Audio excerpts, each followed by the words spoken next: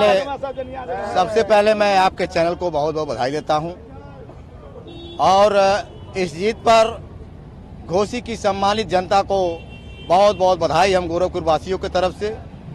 जीत की बधाई अपने नेता माननीय राष्ट्रीय अध्यक्ष श्री अखिलेश यादव जी को देता हूं कि उनके कुशल नेतृत्व की जीत है। जीत की शुभकामना बधाई माननीय शिवपाल सिंह यादव जी को देता हूं, जिन्होंने वहां 10 दिन लगभग रुक करके और सभी कार्यकर्ताओं को इकट्ठा करके रणनीति बना करके चुनाव लड़ाया। इसके लिए मैं उनको धन्यवाद बधाई देता हूं। बधाई मैं देता हूं प्रदेश अध्यक्ष माननीय नरेश उत्तम पटेल जी को, जिन्होंने बहुत कुशल रणनीति के तहत हम लोगों को चुनाव लड़ाया। मैं बधाई देता हूं वहां के दलित समाज के लोगों को।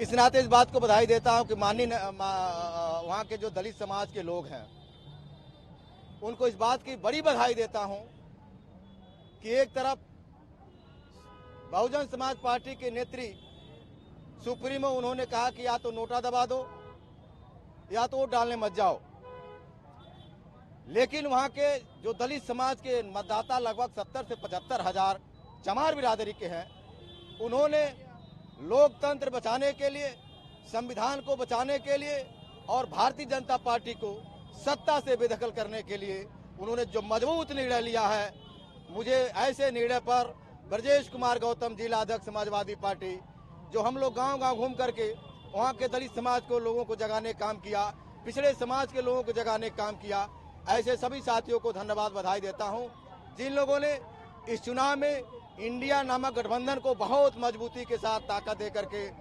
घोसी के चुनाव से शुरुआत करी है। आने वाले 2024 में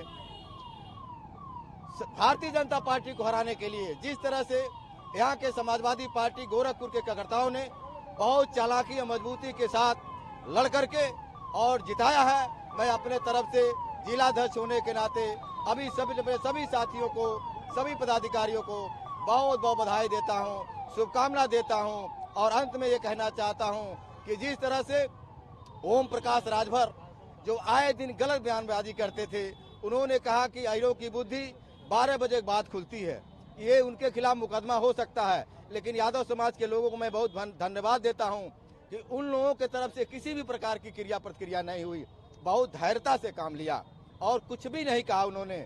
और इसी तरह से बड़बोले नेता कभी भी उनका बाप और बेटे यानी ओम प्रकाश राजभर और उनका बेटा अरविंद राजभर आए दिन कुछ न कुछ कहते रहते हैं समाजवादी पार्टी के नेतृत्व को, समाजवादी पार्टी के कार्यकर्ताओं को। तो मैं आपके माध्यम से वो नसीहत देना चाहता हूं कि अब आपके तरफ से कोई बयान नहीं आना चाहिए, क्योंकि केवल यादव ने ही जवाब नहीं दिया, केवल समाजवादी पार्टी के लोगों ने ही आपको जवाब नहीं दिया, बल्कि घोसी और आसपास की सभी जनता ने मिलकर के आपके बड़बोले पर का जवाब दे दिया। आप बुरी तरह से हार गए, आप मुंह दिखाने लायक नहीं है। कई लोग तो ये कह रहे हैं, सोशल मीडिया पर चल रहा है कि मेढक के टर चलते हैं और जब चुनाव आता है खत्म हो जाने के बाद चले जाते हैं। दूसरी तरफ जो दारा सिंह चौहान है, भारत की किसी मजबूत पार्टी को उन्होंने छोड़ा नहीं, चाहे बहुजन समाज पार्टी हो या समाजवादी पार्टी हो या कांग्रेस हो या फिर भाजपा हो या फिर बसपा हो या फिर सपा हो। अंत में 14 महीने के बाद ही उन्होंने इस्तीफा दे करके और समाजवादी पार्टी इस्तीफा दे करके और वो चले गए भाजपा में और जाकर के उन्होंने खुद अपनी भद्द पिटवा ली। अब वो भी अपना मुंह दिखाने लायक नहीं है। इस चुनाव ने यह तय कर दिया कि जो भी छोट भैया नेता बड़बड़ बोलते हैं अब उनकी बोलती बंद हो जाएगी, अब ऐसी गलती कोई करेगा नहीं। और ये चुनाव इतना बड़ा लाइन खींच दिया, इतना बड़ा लकीर खींच दिया कि अब जो होने वाला चुनाव है एक वही चुनाव होने जा रहा है 2024 का, संविधान को बचाने और लोकतंत्र को बचाने के लिए। और दूसरी तरफ भारतीय जनता पार्टी लोकतंत्र को कमजोर और संविधान कमजोर को करने जा रही है।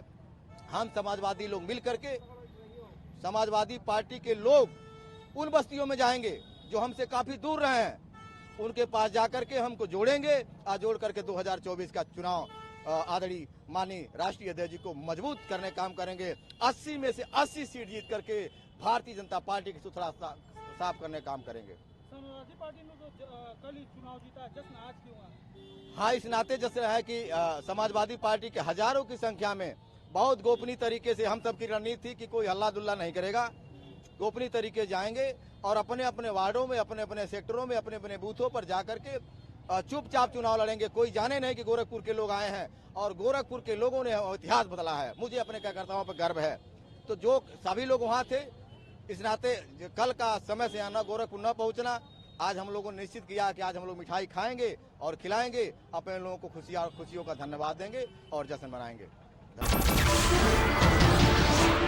नमस्कार, मैं हूं मानक गुप्ता। अगर आपको हमारा ये वीडियो पसंद आया हो तो इसे लाइक और शेयर जरूर करें, और हां, हमें सब्सक्राइब और फॉलो करना ना भूलें ताकि आप देश और दुनिया की कोई खबर मिस ना करें। तो जुड़े रहिए हमारे साथ और देखते रहिए News 24।